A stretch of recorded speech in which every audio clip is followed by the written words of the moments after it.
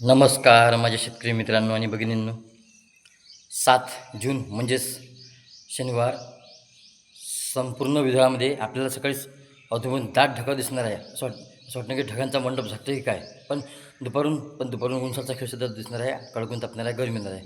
दिवसभर हलकीशी हवा होणार आहे. कारण का आता पावसाची हालचाली होणार आहे. 8 तारखेपासून 8, 9, 10, 11 या तारखेला 8, 9, 10, 11 तारखेला पाऊस येणार आहे विदर्भातल्या बऱ्याच ठिकाणी. त्याच्यामुळं आपल्याला 7 तारखेपासूनच ढगांमध्ये वाढ दिसणार आहे आणि 7 तारखेला अमरावती जिल्ह्यामधल्या काही भागामध्ये आणि नागपूर जिल्ह्यातल्या काही भागामध्ये आपल्याला पाऊस पडणार आहे.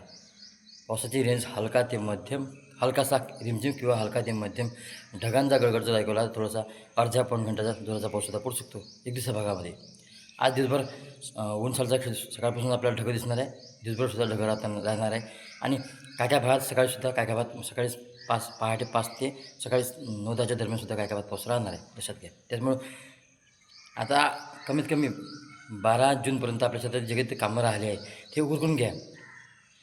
पाऊस सरती जरी नसून पडला पण काय काय भागात पडणार आहे एक दिवसा भागामध्ये. त्याच्यामुळं आपल्या जे शेताचे कामं आहे हे उरकण्याचा प्रयत्न करा. ज्या शेतकऱ्यांनी ज्वारी सोंगायला आले असेल ज्वारी सोंगसांग करून मला आपल्या घरी आणण्याचा प्रयत्न करा. ट्रॅक्टरची बेट फाडा, ट्रॅक्टरने फंटिंग मारा, रोटावेटर मारा. आपली जे कामं आहेत राहिले हे पटापट उरकण्याचा प्रयत्न करा. कारण का कमीत कमी 12 जूनपर्यंत शेतकरी मित्रांनो.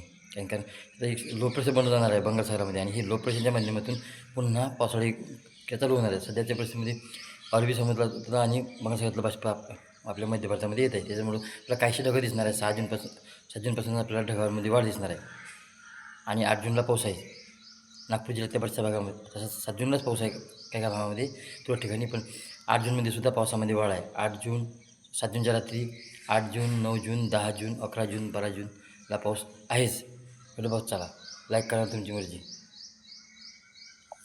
व्हिडिओ बघत चला.